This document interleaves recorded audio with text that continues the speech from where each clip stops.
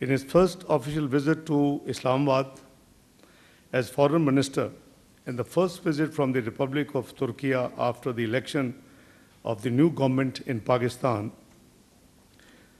Pakistan and Turkey enjoy deep-rooted bonds of brotherhood and friendly and fraternity based in history, religion, and culture. The heart-to-heart relationship between our two peoples exists prior to the establishment of Pakistan.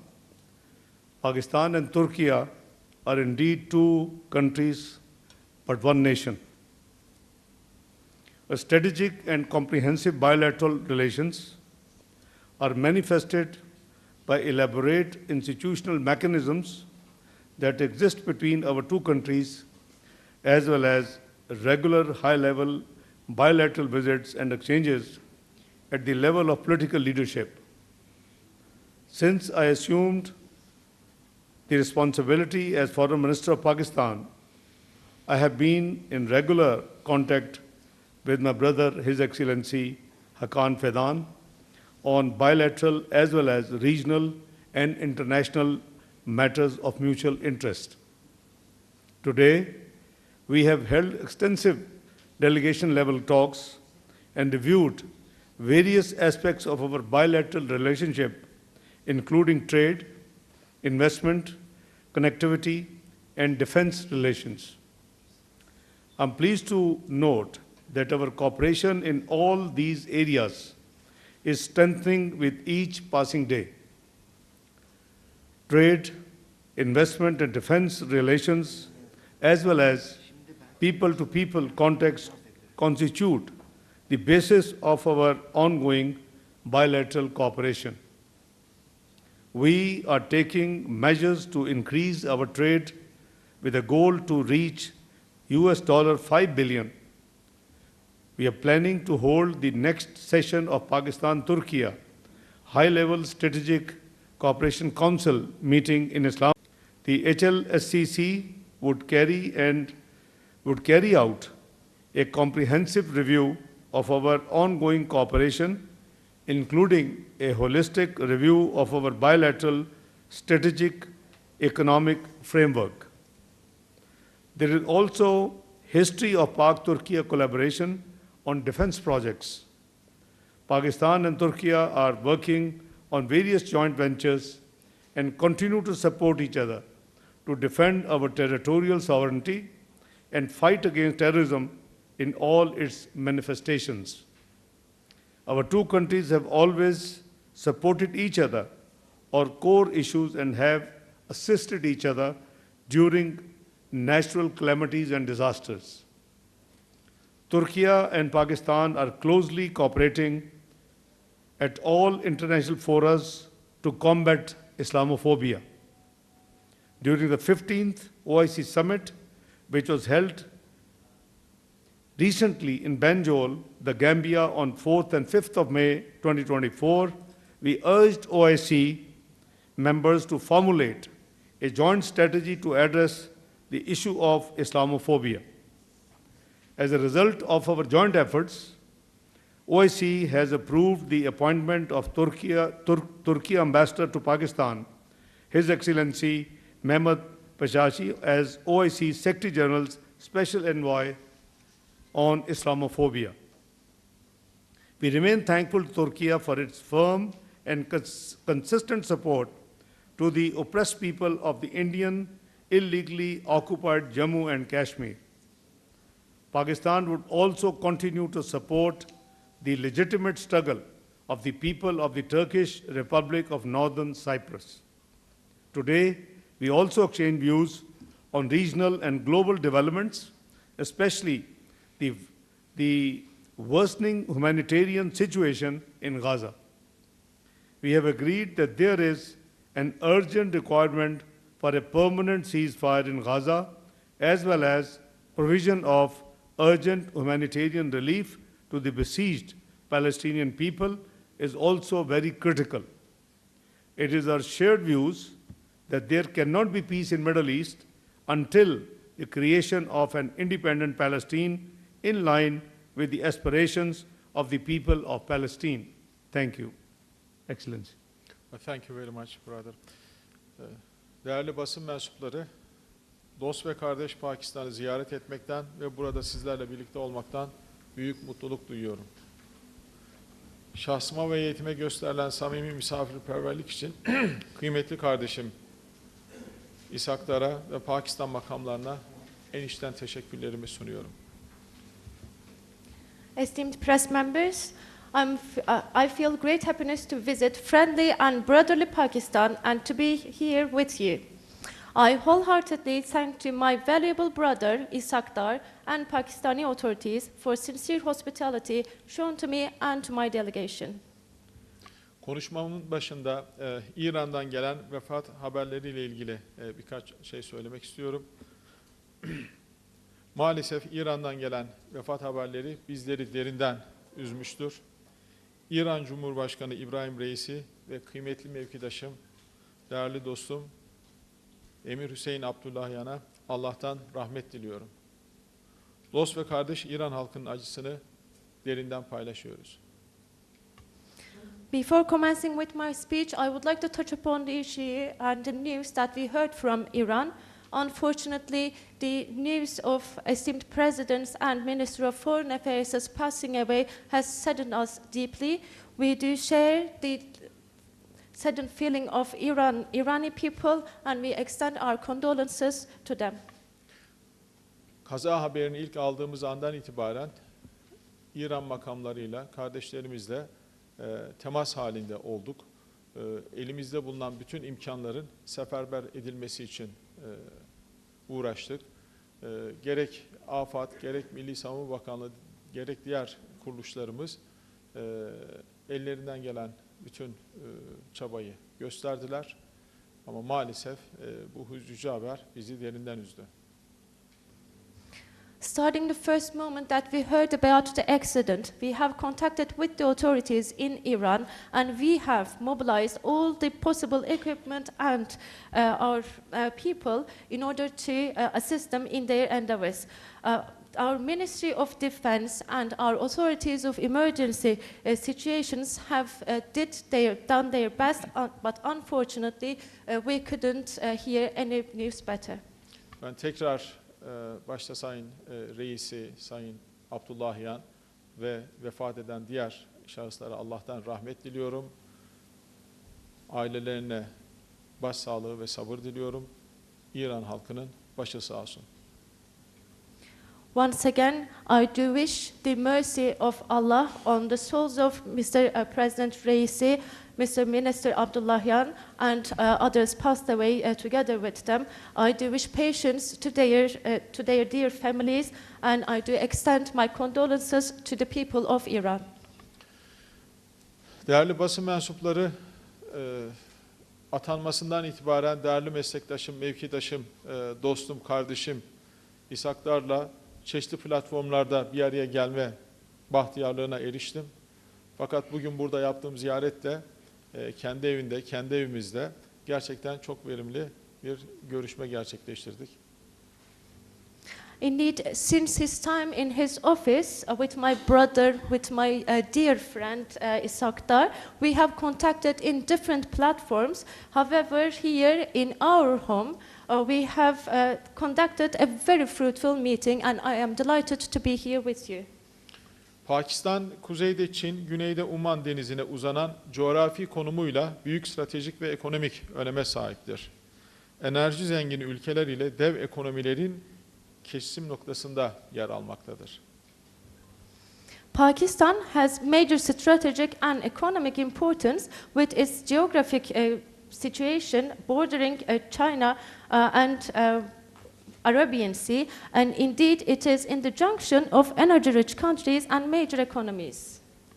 Diğer yandan Afganistan'a komşu olması hasebiyle küresel güvenlik bağlamında da önemli bir rolü bulunmaktadır. Pakistan'ın bizim için önemi ise apayrıdır. On the other hand, Pakistan has important role in terms of global security as its neighboring Afghanistan, and Pakistan's importance for us is completely different. Halklarımız arasında köklerini tarihten alan bu dostluk ve kardeşlik ruhuyla her zaman ve her konuda birbirimize destek olmaya devam ediyoruz ve devam edeceğiz. Between our people, there is an unshakable friendship and brotherhood rooted with history. With this spirit of friendship and brotherhood, we will continue to support one another every time and in every possible occasion. Pakistan aynı zamanda bizim stratejik ortağımızdır. İşbirliğimiz bölgesel istikrarı ve güvenliği de desteklemektedir. Pakistan is our strategic partner and our cooperation supports the regional stability and safety as well. Pakistan'ın terörle mücadelesinde her zaman yanında olduğumuzu bir kez daha vurgulamak istiyorum.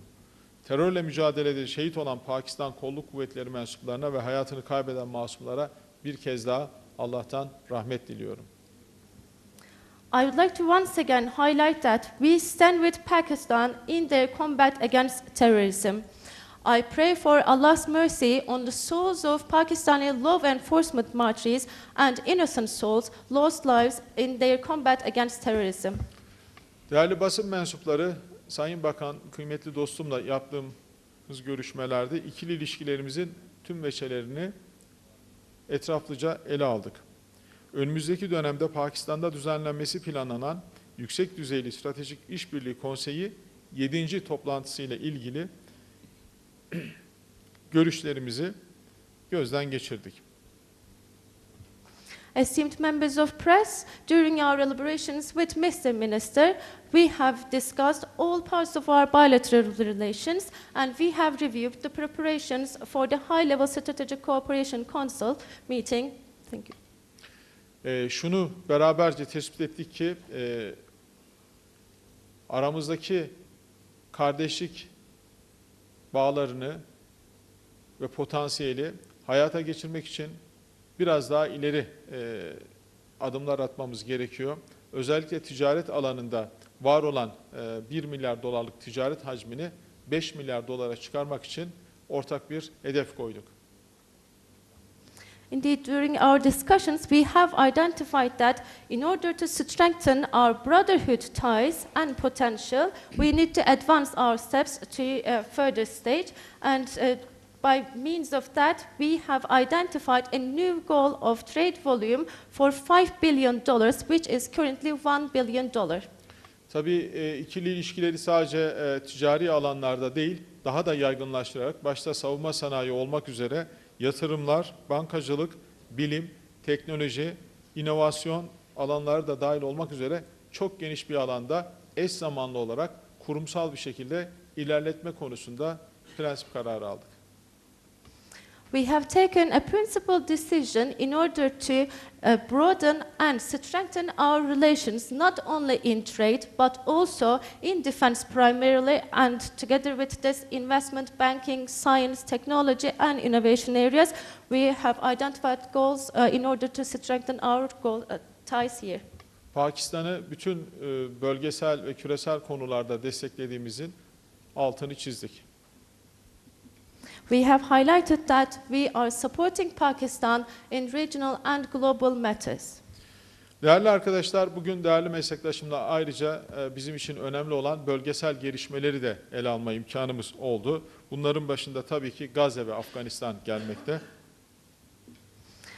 Dear friends, we had the opportunity of discussing certain regional matters with my esteemed colleague, and truly, particularly, we have discussed Gaza. Biliyorsunuz Pakistan'ın Afganistan'la uzun bir sınırı bulunmakta. Başta terör olmak üzere birçok konuda Pakistan, Afganistan'daki gelişmelerden etkilenmekte. Bu konuda neler yapılabilir, son durum nedir, onu da etraflıca görüşme imkanımız oldu. And together with this, as you do know, Pakistan shares a long border with Afghanistan, and anything occurring in Afghanistan creates an impact on Pakistan. That is why we have had the opportunity of discussing these matters. Afgan kardeşlerimizin kalıcı huzura ve istikrara kavuşması ortak temennimizdir. Bu amaçla Pakistan'la beraber neler yapabiliriz? Bunu masaya yatırma imkanımız oldu. It is our common wish for our Afghani brothers and sisters to have permanent peace and stability in their country. By taking this opportunity of our meeting, we have discussed the possibilities of encouraging this permanent peace and stability. Kendisiyle Filistinli kardeşlerimizin durumunu da kapsamlı bir şekilde ele aldık. Özellikle şu anda Gazze'de devam eden insani felaketin sona ermesi ve Filistin devletinin bir an önce kurularak hayata geçmesi için yapılan çalışmalar konusunda fikir alışverişinde bulunduk.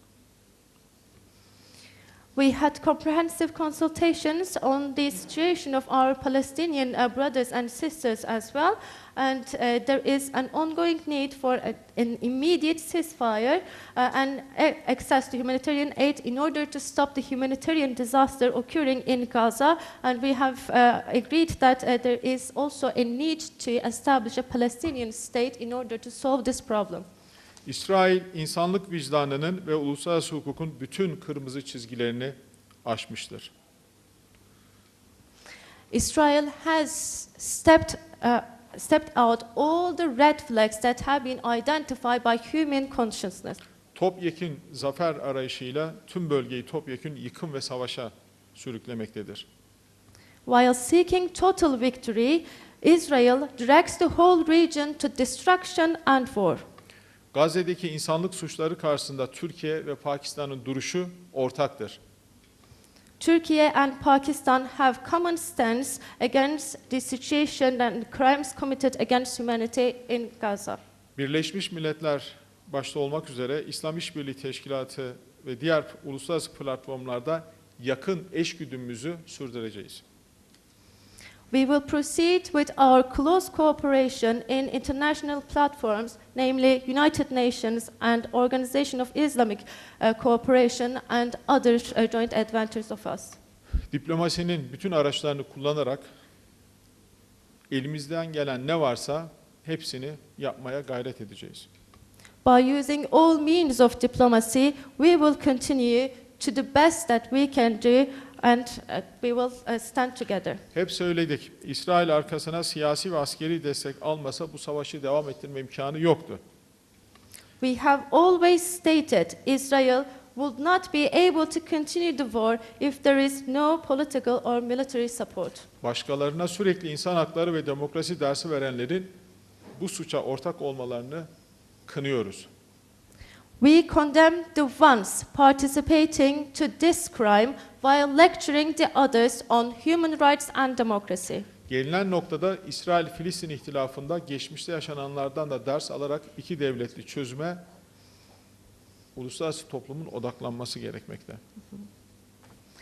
International society should be focusing on two-state solution by learning from the mistakes and by learning from the experiences of the past that occurred in Israel and Palestine conflict. Buradan bir kez daha çağrıda bulunuyorum. Halen Filistin'i tanımamış ülkeler, hak ve adalet namına en kısa sürede Filistin'i tanısınlar, İsrail'in işlediği suçlara kalkan olan ülkelerde artık bu yanlıştan dönsünler, çok geç olmadan. I once again have a call hereby. The ones who haven't recognized Palestine yet should be recognizing Palestine in the name of justice and rights. And the countries who are participating and shielding the crimes of Israel should be reclaiming themselves. Türkiye ve Pakistan, İslam dünyasının sesini duyurabilmek için birlikte çalışmaya devam edecek. Türkiye ve Pakistan'ın ortak çabaları çok kritik coğrafyalarda barış, huzur ve refahın sağlanması için büyük katkı sağlayacaktır. Turkey and Pakistan will continue to collaborate and work together in order to raise the voice of Islamic world, and also Turkey and Pakistan's joint efforts will contribute hugely to the peace, calm and welfare of the critical geographies of the world. Değerli kardeşim, meslektaşım, Başbakan Yardımcısı Dışişleri Bakanı Sayın İshak Dar'a kıymetli ev sahipliği için bir kez daha teşekkür ediyorum. Kendisini en yakın zamanda Türkiye'ye davet ediyorum. And hereby I would like to thank to my brother, my dear friend and Minister of Foreign Affairs, İshak Dar, for their hospitality once again. And I do invite you to Turkey as soon as possible. Before we conclude, I just want to say that it is a very sad day for the Islamic Ummah. We are all very sad, and so are the Muslims in the in the great country of Turkey, Pakistan, and Islamic Ummah on the sad demise of His Excellency the President of Iran and His Excellency and our common bilateral dialogue. By offering condolences on this very sad news we had. And at the end of the day, we all know that it is the Allah's will. And as stated in Holy Quran, Inna lillahi wa inna ilaihi raji'un. So we offered condolences and Fatiha for the bereaved, for the deceased people, and also offer prayer for the bereaved families, for the patients. We both brothers, had, great sorrow and sadness on the hearing of this news. Thank you very much. Thank you very much.